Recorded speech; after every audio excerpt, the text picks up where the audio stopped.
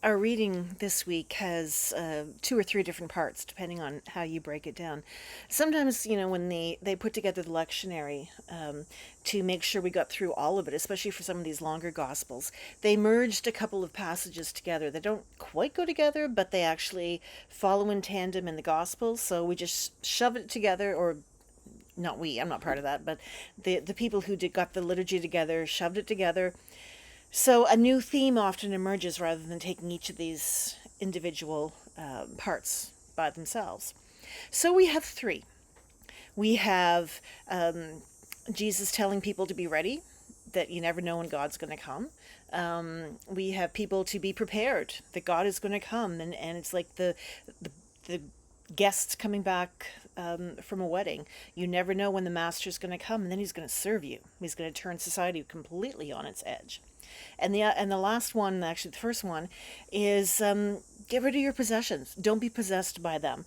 Sell them all and give your money to the poor. So let's start there. 2,000 years ago, they believed that Jesus was coming back, imminent. They really believed that the second coming, that's one of the reasons they recommended to each other, don't marry unless you really have to because of sexual urges, because you're not going to be around that long.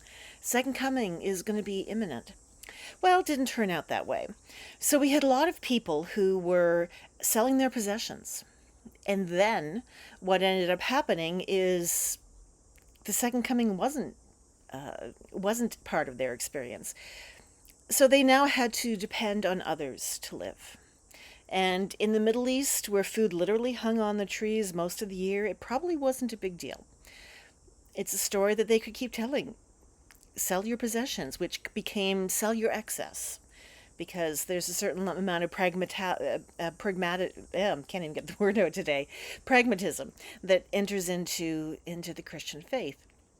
When I preach in congregations, this is the point where I remind them that Jesus never lived in the north, so we don't sell our parkas. God wouldn't want that. So a practicality came into the Christian church that acknowledged that people sell their access. So then we get a whole new movement of people who are looking at keeping things simple, kind of like the forerunners of our minimalists today, not having excess. And that's really how the passage started to be interpreted. But Jesus very clearly is teaching a lesson here. It's not about owning things, it's about having things own you. We talked last week a little bit about the man who died when he was on the verge of all this wealth that he was hoarding for himself, and then he died. The theme of the misuse, the gluttony of money, is a constant in the gospel, particularly the gospel of Luke, that is very social justice oriented. So this is just yet one more story, one more teaching of Jesus. Like, get rid of the stuff. Don't have it around. You don't need it. Even when he sent out his disciples, he sent them with very little, no extras. Depend on other people. That will take you only so far. However, we cannot be a society that gives away everything or sells everything. First of all, where are we going to find the customers? And second of all, we need some stuff to get along with. So that's kind of where the pragmatic, I can't get that word out today, pragmatism comes into place. Be aware, though, and Jesus was teaching us this, be aware of how possessions possess us. If we want to see a really clear example of that, all we have to look is at the wealth class, the parasite class in our society. They're so obsessed with their ledgers, their bottom line, their must-haves. They're keeping up with their financial equals, that they have a level of misery that the average person won't. And yeah, it's been used to justify poverty for a lot of folks, but an ease of life when you are not so obsessed with taking care of possessions, when you don't have to worry about them being stolen or broken or lost. That's kind of the backbone of the simplicity movement, of the minimalist movement. Don't have too much stuff so you can actually enjoy what's going on.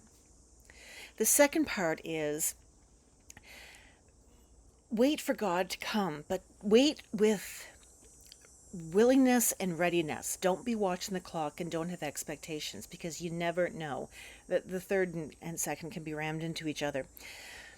We are often caught in our Western mindset, and I mean not exclusively, but often, in this need to know and this absolute conviction of when the end of the world is going to be, or that it's going to be imminent, or that we look for signs. I was talking with my daughter the other day, and she was talking about how when she sees the 10 plagues coming, she's gonna start to really get prepared for whatever's going to come next. We want to know. We want the sign. Even if my daughter is half joking, she's half not, because people are waiting for it. And the more we have multimedia, the more we have instant communications and news from all parts of the world, and we can find out that a volcano eruption goes to an earthquake in Russia, and suddenly Hawaii is having to evacuate. That might seem like a sign, but it's not. It's just how the world has always gone. So Jesus was also trying to tell people, don't be ready, be prepared, but do not obsess about it. Do not think that you can pick the time or the place, because you never know when it's going to happen.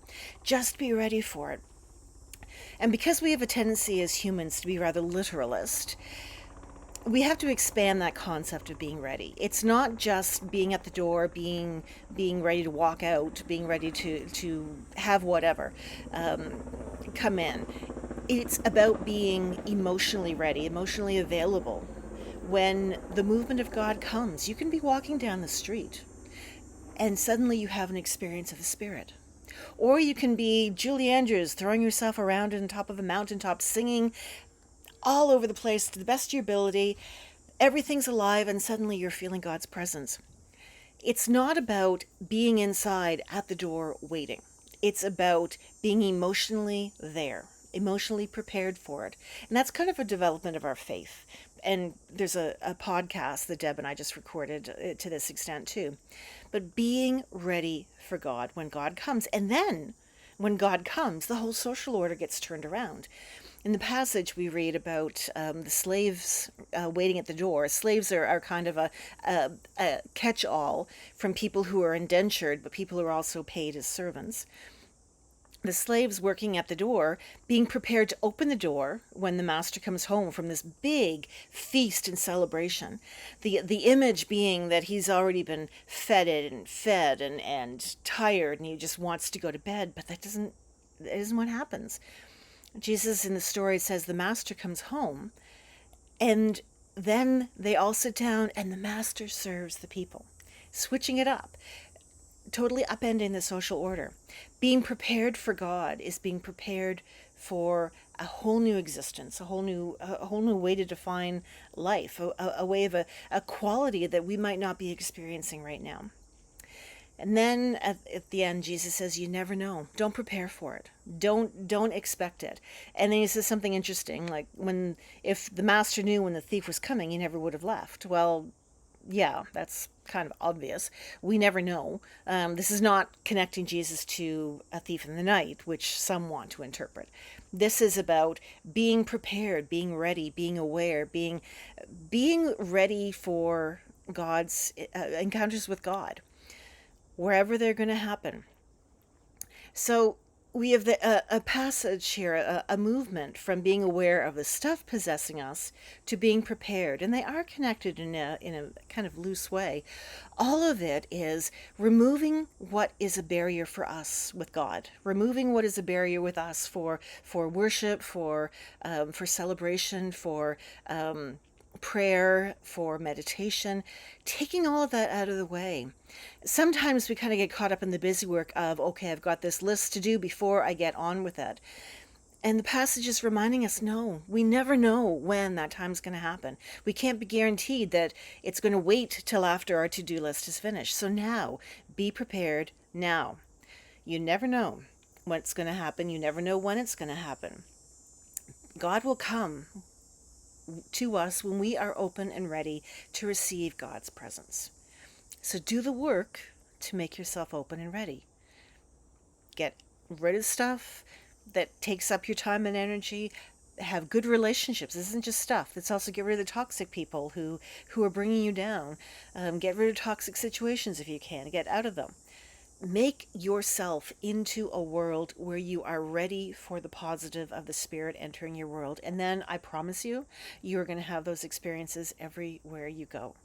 because the Spirit is always ready. God is always there, ready to encounter you wherever you are.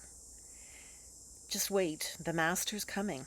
We just have to be ready to receive the Master. And then everything we've always thought we knew for sure is going to be upended as God shows us a new way of doing life.